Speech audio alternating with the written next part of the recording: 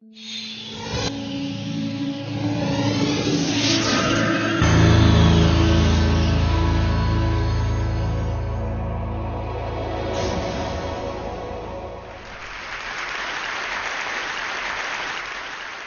I want to take you on a trip to an alien world. And it's not a trip that requires light years of travel, but it's to a place where it's defined by light.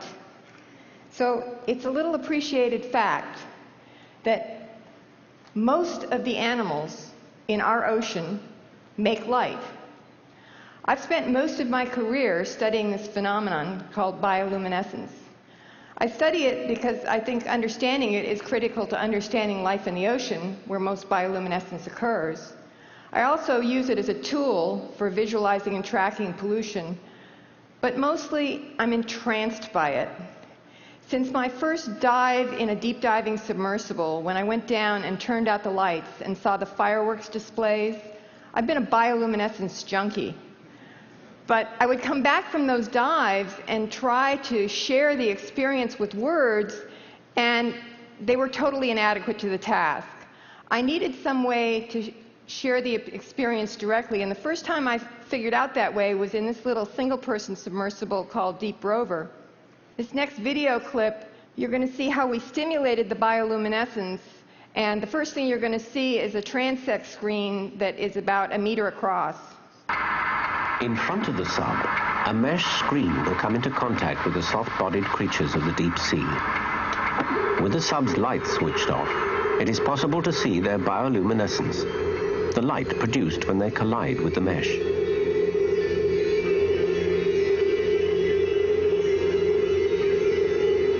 This is the first time it has ever been recorded.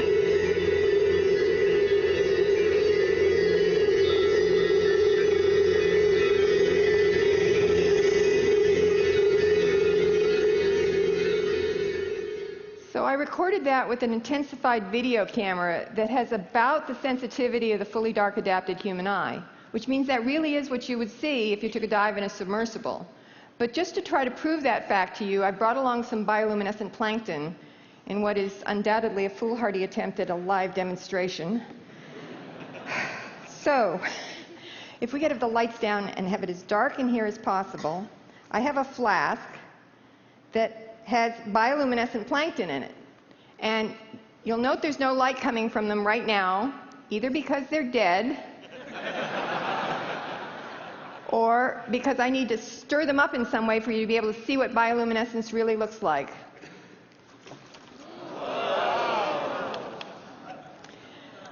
Oh, sorry.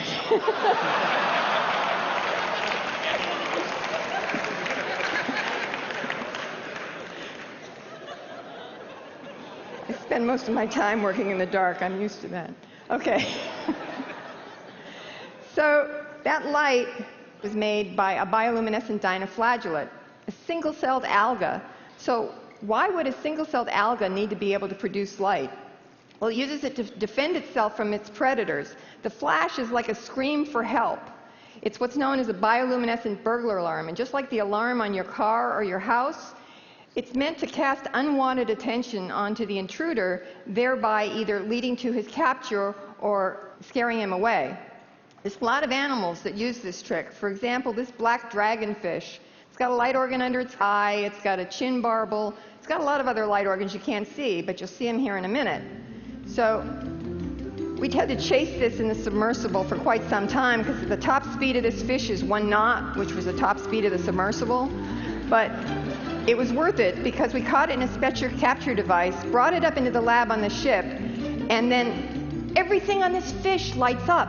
It's unbelievable. The light organs under the eyes are flashing, that chin barbel is flashing, it's got light organs on its belly that are flashing, fin lights. It's a scream for help. It's meant to attract attention. It's phenomenal. And you normally don't get to see this because we've exhausted the luminescence when we bring them up in nets. There's other ways you can defend yourself with light.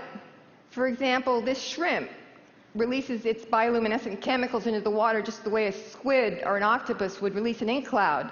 This blinds or distracts the predator. This little squid is called the fire shooter because of its ability to do this. Now, it may look like a tasty morsel, or a pig's head with wings,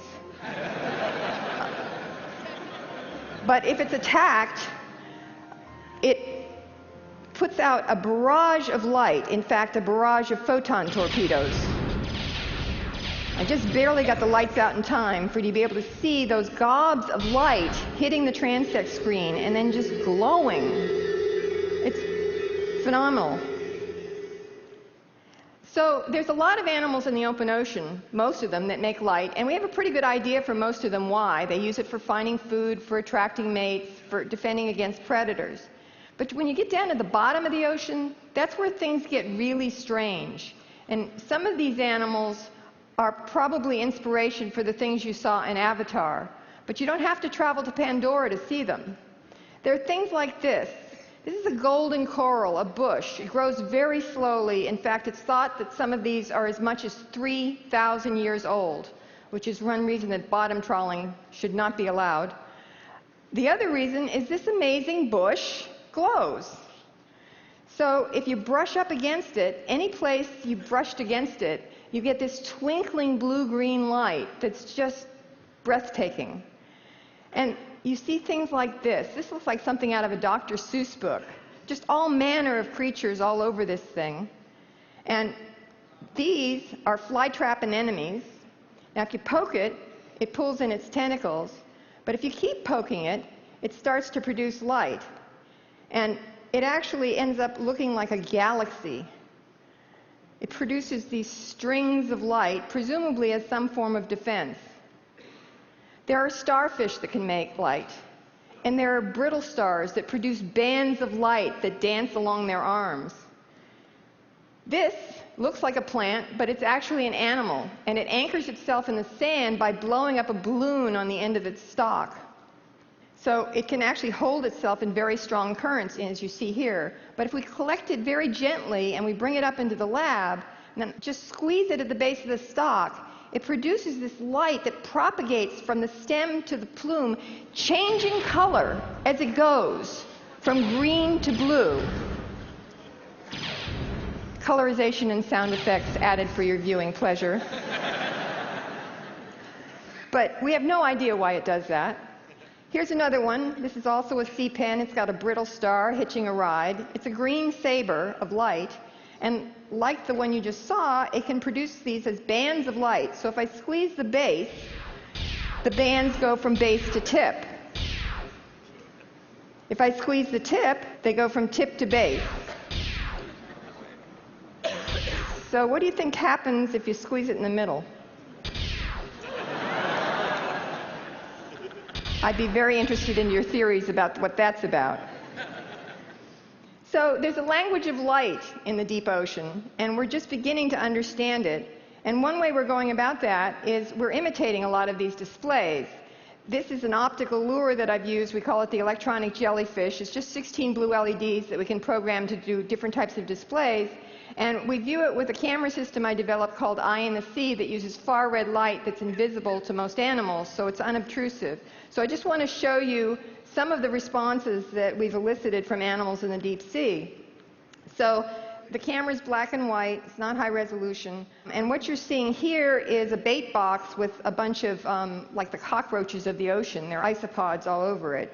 And right in the front is the electronic jellyfish, and when it starts flashing, it's just going to be one of the LEDs that's flashing very fast. But as soon as it starts to flash, and it's going to look big because it blooms on the camera, I want you to look right here. And there's something small there that responds. We're talking to something. It looks like a little string of pearls, basically. In fact, 3 strings of pearls. This was very consistent. This is in the Bahamas at about 2,000 feet. We basically have a chat room going on here, because once it gets started, everybody's talking. And I think this is actually a shrimp that's releasing its bioluminescent chemicals into the water. But the cool thing is we're talking to it. We don't know what we're saying. Personally, I think it's something sexy. And then finally, I want to show you some responses that we recorded with the world's first deep-sea webcam, which we had installed in Monterey Canyon last year. We've only just begun to analyze all of this data. This is going to be a glowing source first, which is like bioluminescent bacteria, and it is an optical cue that there's carrion on the bottom of the ocean. So this scavenger comes in, which is a giant six-gill shark. And I can't claim for sure that the optical source brought it in because there's bait right there, but if it had been following the odor plume, it would have come in from the other direction. And it does actually seem to be trying to eat the electronic jellyfish. That's a 12-foot long giant six-gill shark. Okay, so this next one is from the webcam, and it's going to be this pinwheel display, and this is a burglar alarm. And that was a Humboldt squid, a juvenile Humboldt squid about 3 feet long. This is at 3,000 feet in Monterey Canyon. But if it's a burglar alarm, you wouldn't expect it to attack the jellyfish directly. It's supposed to be attacking what's attacking the jellyfish. But we did see a bunch of responses like this. This guy's a little more contemplative. Hey, wait a minute. There's supposed to be something else there. He's thinking about it, but he's persistent. He keeps coming back. And then he goes away for a few seconds to think about it some more and thinks, maybe if I come in from a different angle? Nope. So we are starting to get a handle on this, but only just the beginnings. We need more eyes on the process. So if any of you ever get a chance to take a dive in a submersible, by all means climb in and take the plunge.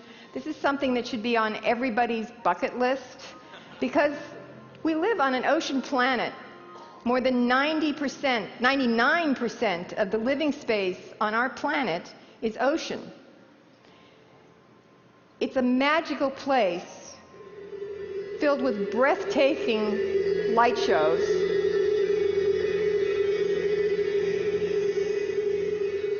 And bizarre and wondrous creatures, alien life forms that you don't have to travel to another planet to see. But if you do take the plunge, please remember to turn out the lights. But I warn you, it's addictive.